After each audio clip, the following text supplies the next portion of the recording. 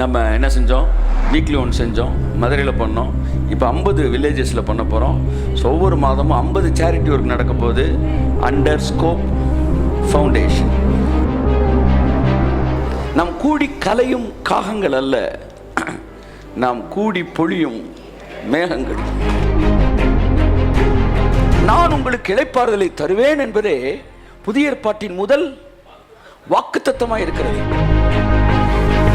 இந்த இளைப்பாறுதலோடு தொடர்புடைய 3 வார்த்தைகளை நான் இன்றைக்கு உங்களோடு பேச விரும்புகிறேன்.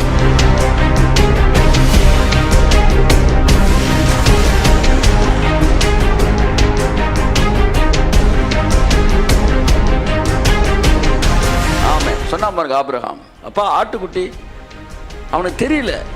தெரியாத நேரத்திலாம் நீங்க சொல்ல வேண்டிய ஒரு வசனம் என்ன தெரியுமா? கர்த்தர் பார்த்துப்பார், கையை தட்டு. ஆமென்.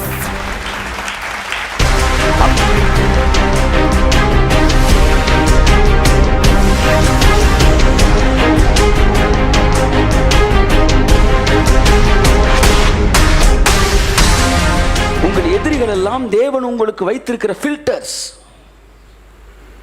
டிகாஷனை ஃபில்டர் பண்ணுறீங்களே, நீங்கள் குடிக்கிற டீயில் டிகாஷன், அதாவது மன்னிக்கவும், இது டீத்தூள் வராமல் இருக்கிறதுக்கு ஒரு ஃபில்டர் தேவைப்படுகிறது. அந்த ஃபில்டர் வந்து டீ தூளெல்லாம் டஸ்ட்டை எல்லாம் ஃபில்டர் பண்ணிவிட்டு டிகாஷனை மட்டும் கொடுப்பது போல் உங்கள் எதிரிகள் வெளியில் என்ன வேலை பார்த்துக்கிட்டு இருப்பாங்கன்னா, எவன்லாம் அவங்க கூட சேரக்கூடாதுன்னு கர்த்தர் நினச்சிக்கிட்டு இருக்காரோ அவங்களெல்லாம் இவங்களை வச்சு ஃபில்டர் பண்ணிடுவார்.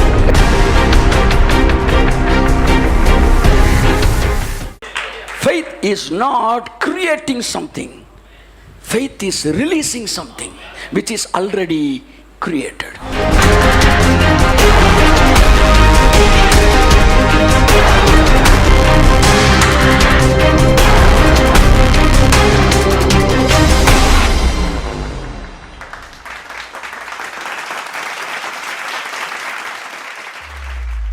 கர்த்தர் நல்லவர். இன்றைக்கு ஒரு வசனத்தை எடுத்து இன்னைக்கு ஒரு மெசேஜ் மட்டும் புதுசாக தியானிப்போம். அடுத்த வாரத்தில் இருந்து வேற ஒரு டைட்டிலுக்குள்ள போவோம். வாசிப்போம். எபிரேயர் 3ஆம் அதிகாரம் கடைசி வசனம், அதை தொடர்ந்து 4ஆம் அதிகாரம் 3ஆம் வசனம். ஆதலால் அவிசுவாசத்தினாலே அவர்கள் அதில் பிரவேசிக்க கூடாமல் போனார்கள் என்று அவிசுவாசத்தினாலே அவர்கள் அதில் பிரவேசிக்க கூடாமல் போனார்கள் என்று பார்க்கிறோம். அதிலே பிரவேசிக்க கூடாமல் போனார்கள் என்று பார்க்கிறோம். எதிலே சொல்ல முடியுமா யாராவது? அந்த முந்தின வசனம் வாசிங்க. பின்னும் என்னுடைய இளைப்பாறுதலில்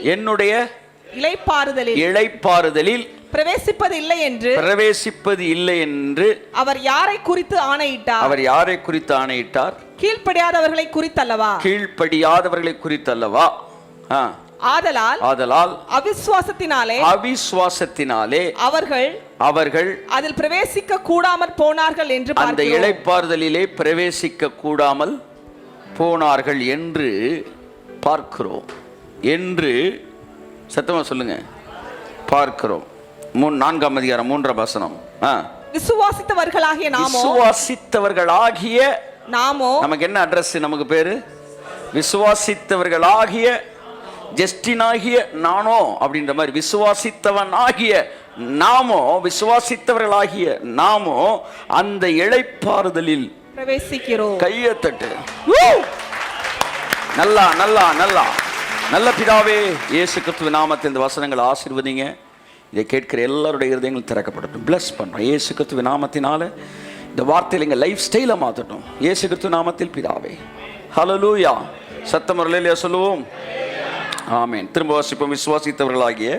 விசுவாசித்தவர்களாகிய நாமோ அந்த இளைப்பாறுதலில் பிரவேசிக்கிறோம். எல்லாம் சொல்லுவோம். 2 கரங்களை விரித்து இளைப்பாறுதல். 2 கரங்களை விரித்து சொல்லுங்க, இளைப்பாறுதல்.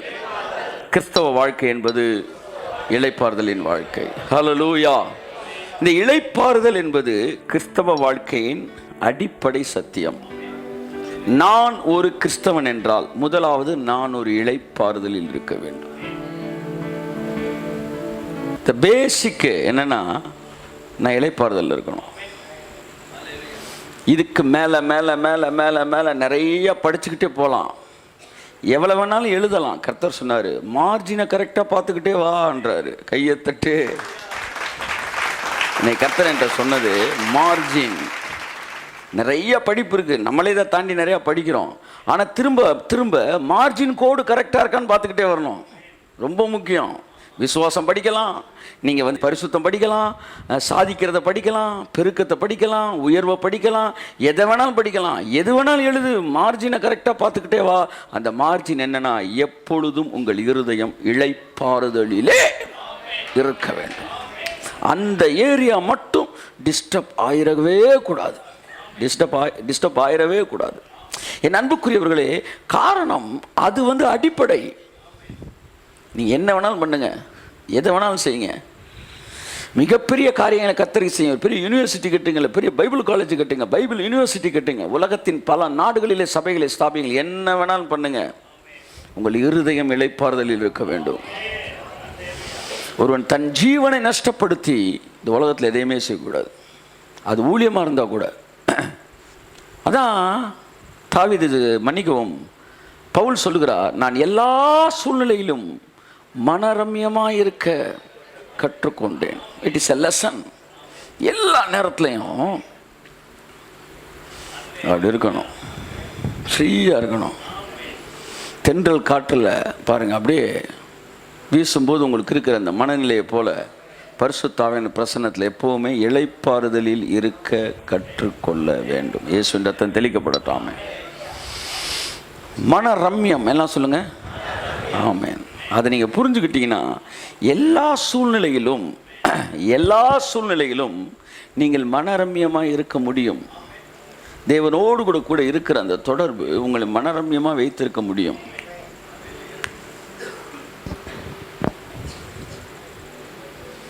உங்கள் எதிரிகள் என்ன பண்ணாலும் நீங்கள் மனரம்யமாக இருக்க முடியும். ஆமாம். சிலர் பாருங்கள், 100 பேர் சப்போர்ட்டர்ஸ், 100 பேர் இவனுக்கு கூட இருக்கிற இருப்பாங்க, ஆனால் 2 பேர் தான் எதிரி இருப்பாங்க. அந்த 2 பேரே தான் பேசிக்கிட்டு இருப்பாங்க.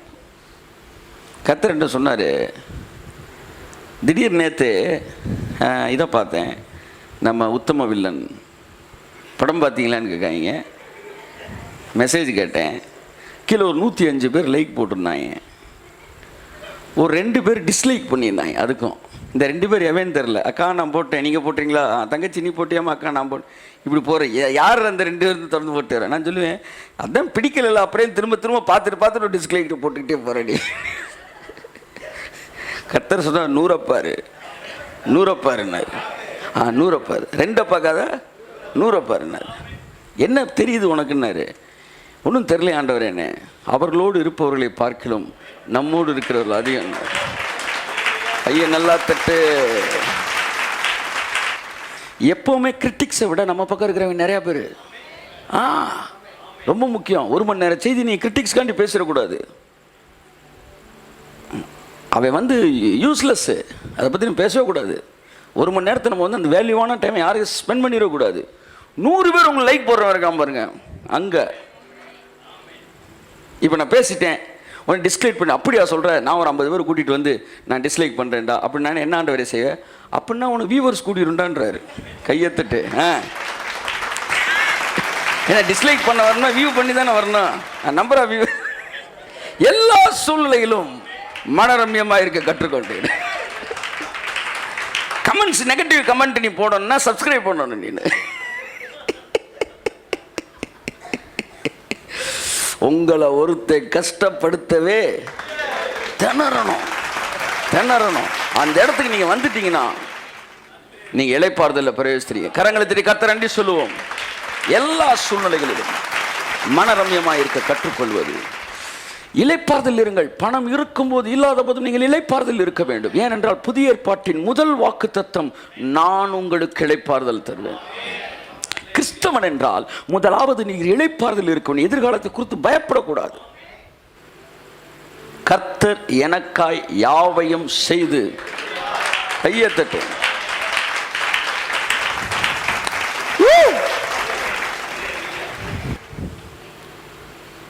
இளைப்பாறுதல் இதுதான் கிறிஸ்தவ வாழ்க்கையின் அடிப்படை. மார்ஜின் கோடு தான். ரைட்டில் என்ன வேணாலும் எழுதிக்க, மார்ஜின் கோடை விட்டு வெளியே போகாத. கர்த்தருக்காக ஓடுறேன் சார், ஆடுறேன் சார் அப்படின்னு சொல்லி இளைப்பாறுதலை நீ இழந்துட்டீங்கன்னா மார்ஜின் கோடை மிஸ் பண்ணுற. நீ மார்ஜின் லைன் என்ன செய்யுது, டிஸ்டர்ப் ஆகுது. ஒரு மாதிரி சென்னையிலேருந்து பாம்பே கல்கத்தாக்கு போகுது வண்டி, இல்லை நேராக இருக்கணும். அப்போ இது உங்கள் வாழ்க்கையில் செட் பண்ணிக்கிட்டே இருக்கணும். எல்லா நேரத்திலும் நீங்கள் இளைப்பாறுதலில் இருக்க வேண்டும். கர்த்தர் பார்த்துக்கொள்வார், கர்த்தர் உருவாக்குவார். ஆமென். கர்த்தர் எல்லாம் சொல்லுங்க, கர்த்தர் எனக்காக, எனக்காக. அல்லேலூயா சொல்லுங்க, கைத்தட்டுங்க, நல்ல வார்த்தை, எனக்காக. அல்லேலூயா. நான் நம்புகிறேன். நீங்கள் எத்தனை பேர் நம்புறீங்க? அல்லேலூயா.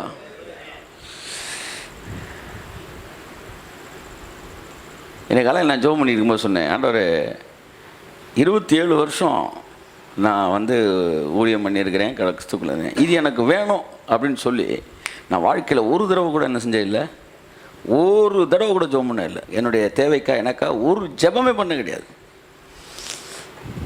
ஈவன் என்னுடைய திருமண காரியத்தில் கூட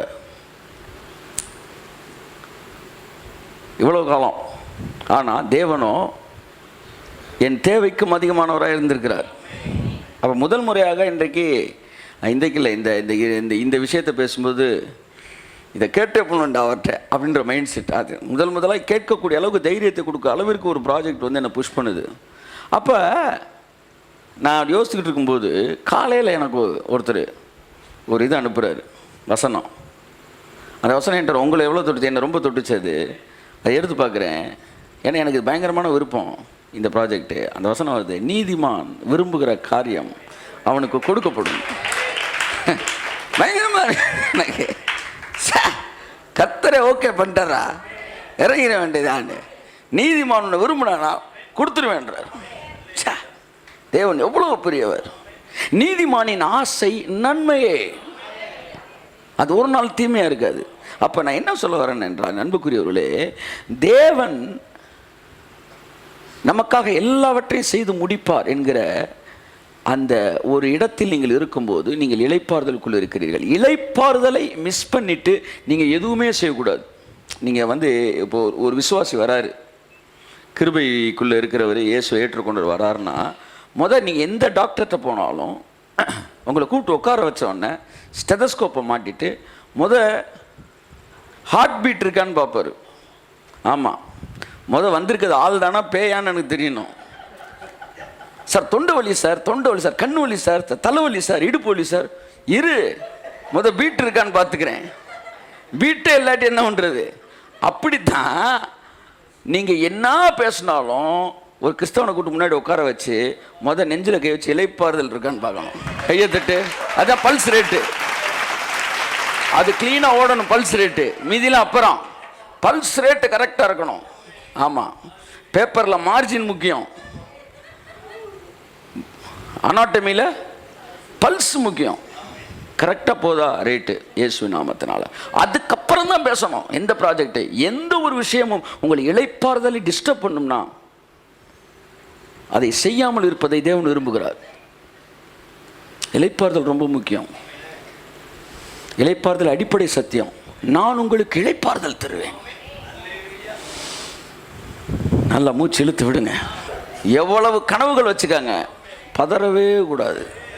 பதறாத வாழ்வும் சிதறாத மனமும் பரிசாக தேவன் தருவார். ஆமென். அமெரிக்கையும் நம்பிக்கையுமே உங்கள் பலன். அமெரிக்கைன்னு என்ன தெரியுமா? அமெரிக்காவில் நம்பிக்கை, அமெரிக்கை என்னம்மா? அமெரிக்கை. அமெரிக்கா என்ன? பேஷன்ஸ் இல்லாட்டி ரெஸ்ட். ஸோ உங்கள் எல்லாருக்கும் பேர் என்னது? அமெரிக்கை பிரிட்டோ. ஆமாம், அமெரிக்கை ஆண்டனி. அப்படி உங்கள் பேரே ரெஸ்ட்டு. பல்ஸ் ரேட்டு கிளீனா ஷாபா ரஹா லாதி ராமா நாஷா. எது வேணாலும் செய்யுங்க, செய்யாமல் இருங்க. அப்புறம் பயப்படவே கூடாது. கர்த்தர் நம் பட்சத்தில் இருந்தால் மனுஷன் எனக்கு என்ன செய்வான்? என்ன செய்வான்? என்ன செஞ்சிட முடியும் நீ? ஆமாம், முழு நரகம் உங்களுக்கு எதிர்த்து நின்றாலும் ஒரு தலைமுடி கீழே விழாது. இயேசு சொன்னார், உங்கள் தலைமுடி ஒன்றும் கீழே விழாது. என்ன அர்த்தம் அதுக்கு? என்னங்க அர்த்தம்? நீங்கள் இன்னைக்கு டிரான்ஸ்லேட் பண்ண உங்கள் தலைமுடி ஒன்று கீழே என்ன சொல்ல வராரு? டீசெண்டாக பேசியிருக்கிறார். உன் தலைமுடியை கூட பிடுங்க முடியாதா? அதான் சொல்றாரு, முடி கூட கீழே விடாரா. 1000 பேர் நீ கட்டுமியா, என் முடியை கூட நீ பிடுங்க முடியாதா? கையை தட்டு வருதா இருக்கு. இந்த பதத்தை உங்களுக்கு விலைக்கு சொல்வதற்கு, உங்களுக்கு இந்த வசனத்தை விலைக்கு சொல்வதற்கு அந்த பதத்தை பயன்படுத்துவதற்கு நான் வருந்தவில்லை. ஆனால் உங்களுக்கு புரிய வேண்டும் என்று சொல்கிறேன். இயேசு சொன்னார்கள், ஆடுகளை ஓநாய்கள் மத்தியில் அனுப்புவது போல உங்களை நான் அனுப்புகிறேன். எந்த முட்டாள் மெய்ப்பனும் ஆடுகளை ஓநாய்கள் மத்தியில் அனுப்ப மாட்டான். ஆனால் அனுப்புகிறான் என்றால் அந்த மெய்ப்பன் அந்த ஆட்டை நம்பி ஓநாய்களுக்குள் அனுப்பவில்லை. அந்த மெய்ப்பன் தன்னை நம்பி தான் ஓநாய்க்குள் அனுப்புகிறான். என்னை சுற்றி 1000 ஓநாய் இருந்தால் எனக்கு கவலை இல்லை. ஏன்னா தேவன் என்ன நம்பி அனுப்பலை, மெய்ப்பனை நம்பி அனுப்பியிருக்கிறார். தைரியமா இருங்க. உங்களை சுற்றி ஓநாய்கள் இருந்தாலும் உங்கள் தலை முடிய கூட ஆமாம் அவனால் பிடுங்க முடியாது. என் அன்புக்குரியவர்களே, இதுதான் தேவன் பேரில் வைக்கிற விசுவாசம். தேவன் பேரில் வைக்கிற விசுவாசம். நீ ஜபத்து மேலே வச்சு நாங்கள் விழுந்து போயிடுவோம். நீ என்ன நீங்க ஜெபிக்கலன்னா விசுவாசம் ஆடிரும். ஆனால் இது வேதம் சொல்லுது, தேவன் பேரில் வைக்கிற விசுவாசம். அப்ப இளைப்பாறுதல் என்பது ஒரு அடிப்படை சத்தியம். காரணம், தேவன் இளைப்பாறுதலை தருவேன் என்று வாக்கு பண்ணி இருக்கிறார். நான் உங்களுக்கு இளைப்பாறுதலை தருவேன் என்பதே புதிய ஏற்பாட்டின் முதல் வாக்குத்தத்தமாக இருக்கிறது. புதிய ஏற்பாட்டிலையும் ப்ராமிஸ் இருக்கு, நிறைய இருக்கு ப்ராமிஸ். அதில் ஒரு ப்ராமிஸ் தான், நான் உங்களுக்கு இளைப்பாறுதலை தருவேன். ஆவியானவர் இளைப்படைந்தவனை இளைப்பாற பண்ணுகிறவர். ஒரு தாய் தேற்றுவது போல நான் உன்னை தேற்றுவேன். அவருக்கு பேரே தேற்றளவாளன், கன்சோலர். அப்படியே கன்சோல் பண்ணிக்கிட்டே இருப்பார், கம்ஃபர்டர். நம்மளை கன்சோல் பண்ணிக்கிட்டே இருப்பாராம். ஒரு தம்பி அன்றைக்கி சொன்னார், ஆவியானவர் கண்டித்துணர்த்துவார். என்னத்தை அந்நிய பாஷையில் பேச சொன்ன கண்டித்து, பைபிள் தெளிவாக சொல்லுது, ஆவியானவர் உலகத்தை கண்டித்துணர்த்துவார், உங்களை கம்ஃபர்ட் பண்ணுவார், தேற்றுவார். The purpose of the Holy Spirit comforting. Amen. So comforter. So எல்லாமே கிறிஸ்தவ வாழ்க்கைன்றது நீங்கள் பூமியில் பரலோகத்தை அனுபவிப்பது தான். அதுதான் கிறிஸ்தவ வாழ்க்கை. அதாவது நன்றாக புரிந்து, இளைப்பாறத்தக்க இளைப்பாறுதலை தேவன் நமக்கு கொடுப்பதே கிறிஸ்தவ வாழ்க்கை. பல்ஸ் ரேட்டு அதான் கரெக்டாக இருக்கும். ஸோ இந்த இளைப்பாறுதலோடு தொடர்புடைய 3 வார்த்தைகளை நான் இன்றைக்கு உங்களோடு பேச விரும்புகிறேன். லைஃப் ஸ்டைல் ரொம்ப முக்கியங்க. ஆமாம், நீங்கள் ஒரு கிறிஸ்தவர் என்பதற்கு முதல் நாடி துடிப்பே இளைப்பாறுதல் இருக்கும். நாளைய தினத்தை குறித்து கவலை இல்லை. மிகப்பெரிய திட்டங்கள் உங்களுக்கு இருக்கலாம், ஆனால் மனசில் ஒன்று இருக்கணும், தேவன் அதை செய்வாரியா, தேவன் அதை செய்வாரியா. கரங்களை தட்டி கர்த்தர் நன்றி சொல்லுவோம். கர்த்தர் பார்த்துக்குவார், கர்த்தர் பார்த்துக்குவார். ஆமென். சொன்னா பாருங்க ஆபிரகாம், அப்பா ஆட்டுக்குட்டி, அவனுக்கு தெரியல, தெரியாத நேரத்திலலாம் நீங்கள் சொல்ல வேண்டிய ஒரு வசனம் என்ன தெரியுமா? கர்த்தர் பார்த்துக்குவார். கையை தட்டு. ஆமென். அழகாக சொல்லி கொடுத்துருக்கான் ஃபெய்த் கன்ஃபெஷன். இது எப்படி நடக்க போகுது? கர்த்தர் பார்த்து கொள்வார். ஒரு நாளைக்கு 10 தடவையாச்சும் இந்த வசனத்தை வாயை திறந்து சொல்லுங்க. ரைட் சைடு பார்த்து சொல்லுங்க, லெஃப்ட் சைடு பார்த்து சொல்லுங்க. கர்த்தர் பார்த்து கொள்வார். மகனே கர்த்தர் பார்த்துக் கொள்வார், மகளே கர்த்தர் பார்த்துக் கொள்வார், கர்த்தர் பார்த்துக் கொள்வார். அராசக கையை தட்டி இயேசு நாமத்தில். ஆமென். இளைப்பாறுதல் என்பது ஒரு மிகப்பெரிய ஆசீர்வாதம் கிறிஸ்தவ வாழ்க்கையில், மிகப்பெரிய ஆசீர்வாதம். அப்ப இளைப்பாறுதல் எங்கிருந்து வருது? வாசிங்க 4:3. விசுவாசித்தவர்களாகிய நாமோ அந்த இளைப்பாறுதலில் பிரவேசிக்கிறோம். விசுவாசித்தவர்களாகிய நாமோ அந்த இளைப்பாறுதலுக்குள் பிரவேசிக்கிறோம். இளைப்பாறுதல் எங்கே வருகிறது? எங்கே விசுவாசம் இருக்கிறதோ அங்கே இளைப்பாறுதல் வருகிறது. பிரிக்க முடியாத சகோதரர்கள் இளைப்பாறுதலும் விசுவாசம். விசுவாசம் எங்கே இருக்கிறதோ அங்கே இளைப்பாறுதல் இருக்கும். தேவன் பார்த்து கொள்ளுவார் என்கிற நம்பிக்கை எந்த மனிதனுக்கு அந்த விசுவாசம் இருக்கிறதோ, நான் சொல்லுகிறேன், அங்கே இளைப்பாறுதல் இருக்கும் ஐயா. நிறைய பேர் இந்த விசுவாசத்தை டெவலப் பண்றதுலே இளைப்பாறுதல் இழந்துறாங்க. விசுவாஸ் இது என்ன விசுவாசம் தெரியல. எவனோ ஒருத்தன் உள்ள புகுந்து என்ன செஞ்சிருக்கான்? குழப்பி இருக்கிறான். விசுவாசம் என்ன தெரியுமா? எது உங்களுக்கு மன நிம்மதியை தருகிறதோ அதுதான் விசுவாசம். அப்ப விசுவாசியாதவர்களோ அந்த இளைப்பாறுதலுக்குள்ள வரவே இல்லை. இப்போ ஒரு ஆள்கிட்ட இளைப்பாறுதலே இல்லை, ஸ்டெதோஸ்கோப் வச்சு பார்த்துட்டீங்க அப்படின்னா அந்த ஆள்கிட்ட என்ன இல்லைன்னு அர்த்தம்? விசுவாசம் இல்லைன்னு அர்த்தம். பைபிள் சொல்லுது விசுவாசிக்கிறவன் பதறான். விசுவாசம் என்பது நம்மால் முடியக்கூடியவைகளை செய்வதற்கு நமக்கு விசுவாசம் தேவையில்லை, நம்மால் முடியாதவைகளை செய்வதற்கு தான் விசுவாசம் தேவை. தனக்கு ஒரு அடி நிலமாகிலும் சொந்தமாய் இல்லாதிருந்த போது இந்த தேசத்தை தேவன் எனக்கு தருவார் என்று ஆபிரகாம் தேவனை விசுவாசித்தான். பயங்கரமானது. அதாவது தனக்கு பிள்ளை இல்லாதிருந்த போதும், தனக்கு ஒரு அடி நிலம் கூட இல்லாத போது, இன்றைக்கி போய் ஃபிலிம் டெக்னாலஜி இது பார்த்துட்டு வந்தேன். அப்போ ஃபிலிம் டெக்னாலஜிக்குள்ளே போனால் அது கடல். அதுக்கப்புறம் 2 பேரை நான் பார்த்தேன். அங்கே போனால் அது பெரிய கடல், அதில் ஒரு மியூசிக், ஒரு ரூமு, மியூசிக்கே ஒரு பெரிய கடல். அப்புறம் அதில் 24 கிராஃப்ட்ஸ் இருக்குது, பயங்கரமாக இருக்குது. அதுக்குள்ளே நின்று பார்த்தோம்னா எப்படி இருந்துச்சுன்னா, கானானியர்களும் பெலிஸ்தியர்களும் 20 அடி உயரத்தில் நின்றுக்கிட்டு இருக்கும்போது, அங்கே ஆபிரகாம் 5 அடி உயரத்தில் நின்றுட்டு, உங்களெல்லாம் துரத்திட்டு இந்த இடத்த எனக்கு தருவாரா கர்த்தர். சினிமா இண்டஸ்ட்ரி அப்படி இருக்கு. நீங்க போய் நின்னீங்கன்னா 5 அடியில் நிக்கிறீங்க, அங்க இருக்கிற திறமைசாலிகள் கானானியர் மாதிரி நின்றுகிட்டு இருக்கிறாங்க. கர்த்தர் உங்களை கூட்டு போய் இந்த மீடியா அவங்க கையில் தரப்பண்ணா எப்படி இருக்கும்? அச்சா ஆமேன்னீங்கன்னா அங்கதான் ஆபிரகாம் பிள்ளையா மாறுறீங்க. ஐயா தட்டுங்க, அங்கதான் ஆபிரகாம் பிள்ளையா மாறுறீங்க. நான் யோசித்தேன், இன்னைக்கு நான் பேசிக்கிட்டேன், தம்பி இன்னைக்கு இவ்வளவு பெரிய ஜாம்பவான்கள் நம்ம ஒரு ஓரமாக நின்றுகிட்டு இருக்கிறோம். ஆனால் நம்ம நம்பிக்கிட்டு இருக்க இந்த மீடியா மூலமாக தேவன் பெரிய காரியங்களை செய்யப்படுற. இப்படி தானே ஆபிரகாமுக்கு இருந்திருக்கோம். அன்னைக்கு அவங்களுக்கு உருவத்திலே ஒன்று சொல்லி கொடுத்தாரு, நமக்கு அதோட உண்மையை சொல்லி கொடுக்குறாரு. பெரிய விஷயத்தை உன்னால் எட்ட முடியாததை உனக்கு தருவேன் காட்டுறதுக்கு தான் கானானியரை 20 அடி உயரத்துக்கு வளர வச்சதுக்கு காரணமே அதுதான். ஏன்னா ஃபியூச்சரில் ஒரு கான்செப்டை சொல்லி தரணும். என்னன்னா, உன்னை விட பல மடங்கு பெருசாக இருக்கிற அவன் உயரத்தில் தான் இருக்கணும் கிடையாது. அங்கே உயரத்தில் இருந்தால் இங்கே திறமையில் இருப்பான், பணத்தில் இருப்பான், பவரில் இருப்பான். ஆமாம், அவன் 6 அடி தான், நீங்களும் 6 அடி தான். ஆனால் பணத்திலும் பலத்திலும் அவன் காணேன் மாதிரி நிற்கிறான். இப்படித்தான் இருந்திருக்கும் ஆபிரகாமுக்கு. கர்த்தர் சொன்னார், இவங்கெல்லாம் துரத்திடுவேன், உனக்கு தான்டா தந்துட்டு.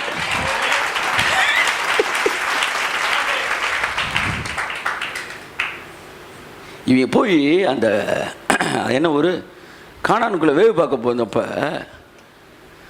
அந்த சீனை காட்டுறாங்க. அந்த தோட்டத்துக்குள்ளே பழத்தை பறிக்க போனப்ப வெறும் கால் மட்டும்தான் போகுது, எங்களுக்கு தெரியுது. நிமிர்ந்து பார்த்தா டைனோசர் மாதிரி. அதாவது 9 முழம் கட்டிலோடைய நீளம். அவன் கட்டில் படுத்து இந்த கட்டில் சைஸு எத்தனை முழம்? 9 முழம். ஒரு முழம்ன்றது எத்தனை அடி? 1 அடியா 3 அடியா? 1 அடி. 1 அடி 1 முழம். 9 முழம்னா கணக்கு பண்ணிக்கோங்க. 9 அடி, அப்புறம் ஒரு 4 அடி, என்னாச்சு? 13 அடி. நம்ம ஏரியாவில் தெரு விளக்கு லேம்ப் போஸ்ட் தான் 13 அடி. 13 அடிக்கு ஒருத்தர் நடந்து அப்படி இருக்கும். இன்னைக்கு தேவன் உங்களுக்கு ஒரு விஷயத்தை, தொழிலையோ ஒரு இண்டஸ்ட்ரி சம்மந்தப்பட்டதோ, படிப்பு சம்மந்தப்பட்டோ, திறமை சம்மந்தப்பட்டோ, பவர் சம்மந்தப்பட்டோ, அரசியல் சம்மந்தப்பட்ட எது சம்மந்தப்பட்டதையும் கர்த்தர் ஒன்று அந்த டிபார்ட்மெண்ட்டில் பெரிய ஆள் ஆக்குவேன்னு சொன்னால் நீங்கள் நிமிர்ந்து பார்க்கும்போது அங்கே அப்படி தான் நின்று இருப்பாங்க. ஆனால் உங்களோடு தேவன் இருக்கிறார். One man with God is majority. He is more powerful than any other in this world. That is what faith. விசுவாசித்தவர்களாகிய நாமோ அந்த இளைப்பாறுதலுக்குள் பிரவேசிக்கிறோம். இளைப்பாறுதல் அப்படியே கன்ஃபியூஷன் இருக்கும்போது கர்த்தர் இருக்காரியா, அவ்வளோதான். இந்த இடத்திற்கு வருவதற்கு நீ திட்டமிட்டாயான்னு கேட்டார் கர்த்தர். இல்லாண்டவரே, இந்த உயரத்திற்கு ஊழியம் வருவதற்கு நீ பிளான் பண்ணியா? நீ விரும்பின பிளான் பண்ணியா? இல்லை, நான் பிளான் பண்ணேன்னாரு. இங்கே உன்னை கொண்டு வரதுக்கு நான் பிளான் பண்ணேன்னா, அங்கே உன்னை கொண்டு வரதுக்கு நான் பிளான் பண்ணேன். ஐயா